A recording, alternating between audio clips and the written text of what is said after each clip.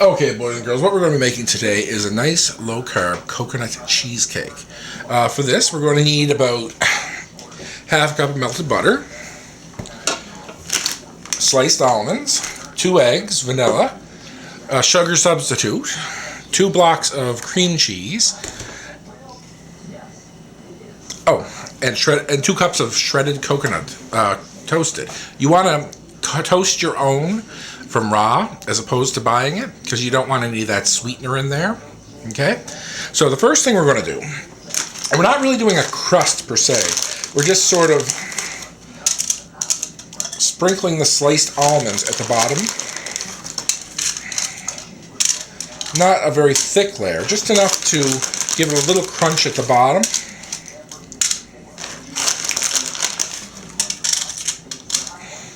Okay. Now some people do like a fake crust, or they do like a nut crust or whatever. No, I just want to give it the sort of almondy, crunchy goodness at the bottom. Okay.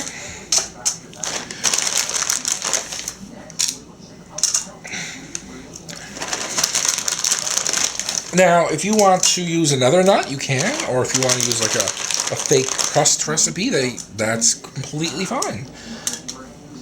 Okay, now. Okay. Now from here, we want to put a little bit of melted butter into each cup, just so that when it does eventually cool, it's a little more solid.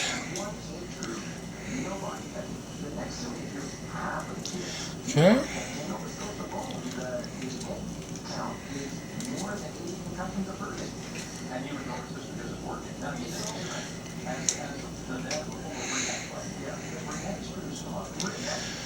Now remember, we are going to be cooking this cheesecake. It's not a no-bake cheesecake, so don't worry too much about that.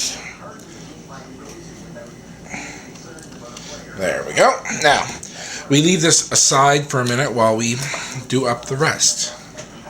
Oh, yes, and coconut milk. I forgot about that. Okay, now, in here, we're going to put the 2 eggs.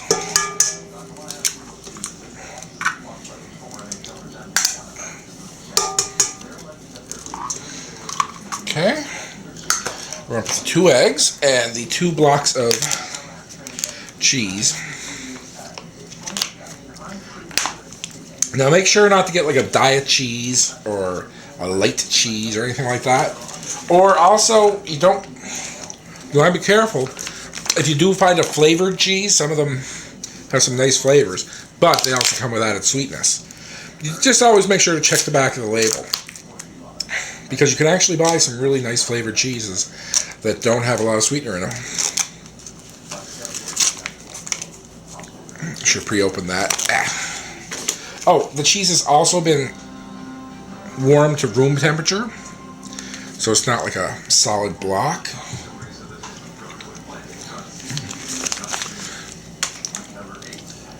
Okay, we add in our sugar. Well, it's not actually sugar, it's Splenda, but that's about 3/4 of a cup of Splenda, 2 255-gram blocks of cream cheese, 2 large eggs,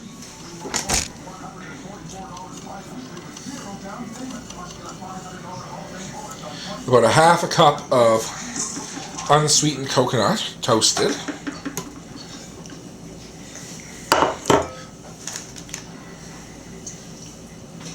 and half a cup of the coconut milk.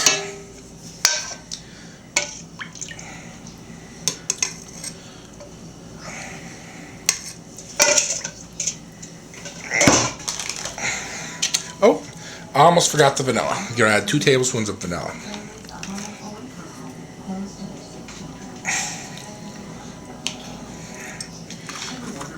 Two teaspoons, sorry. 2 teaspoons of vanilla. Okay. Now we're going to want to put our guard on so it doesn't fly up everywhere. And we just want to put that on low until everything is all mixed together.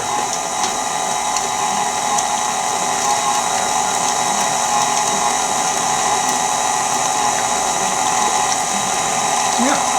We just want to make sure that that's smooth.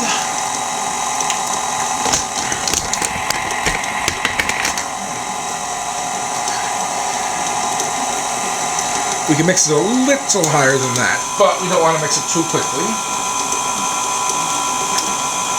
Now, while we're doing this, we do also want to have the oven preheated to 350. I'm going to turn that off because it's a little bit sticking up the sides.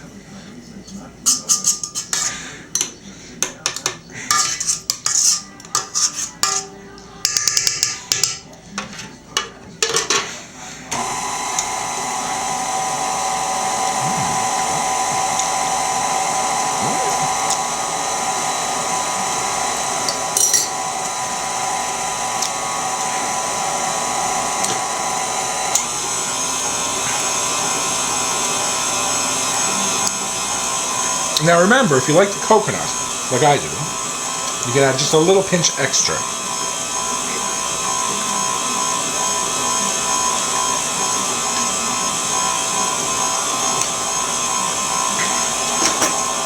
And it's getting there. We just want it to be nice and smooth.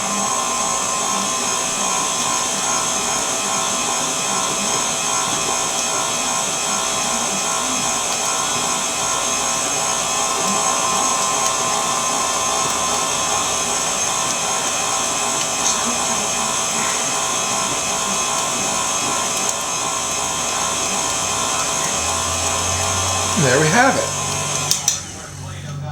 Oop. And of course, it gets stuck in the beater again. Always the way, isn't it?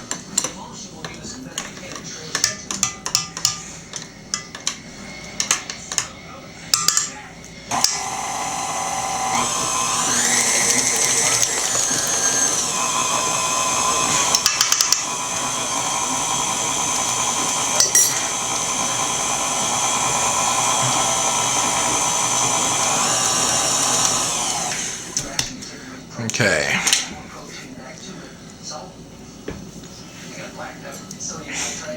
Scrape all this stuff off the beater. Or the paddle, as I should say.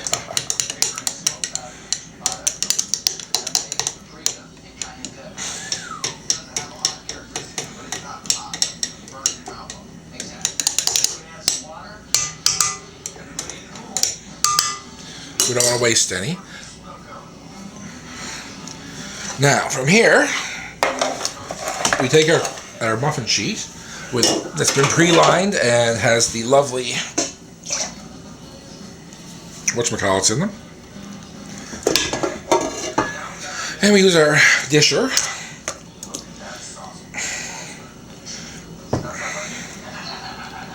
To fill about 3/4 of the way up.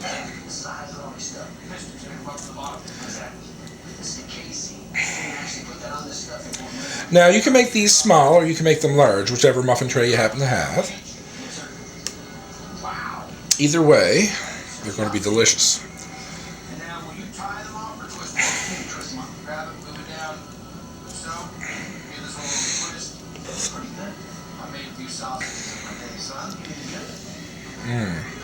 They already smell really good.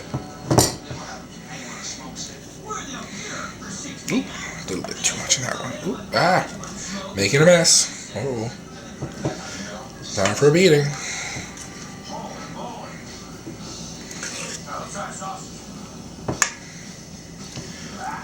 Wouldn't be me if I didn't make a mess.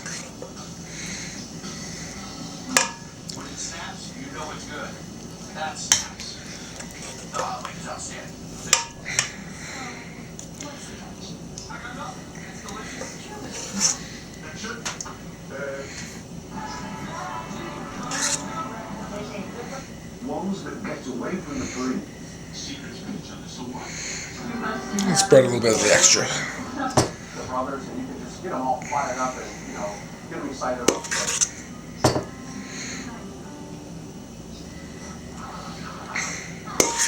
Now, one other little thing that I'm going to do, just for added fanciness. Lord knows we can't be fancy. I mean, if we can't be fancy, what can we be? Is I'm going to take just a couple of the almond and sprinkle on the top. Just to make it look, you know. Now that's going to puff up a little bit.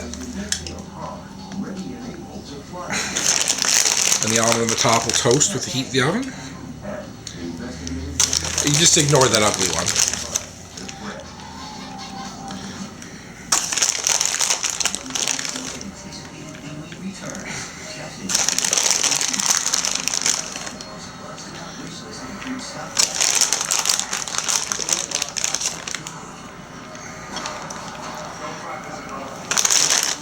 Put a couple more on this one.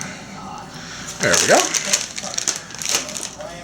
Now we're just going to pop these in the oven at 350 for a little bit, and we'll get back. Let's fast forward. Okay, and here we have the finished product. What we did is we browned them finished in the oven, and then once they were done in the oven, we took them out and we let them cool on the counter for an hour. Then we put them in the fridge and they cooled for another hour. And they're set up beautifully. They're delicious, nice and flavorful. Well, there you go. As usual, bon appetit.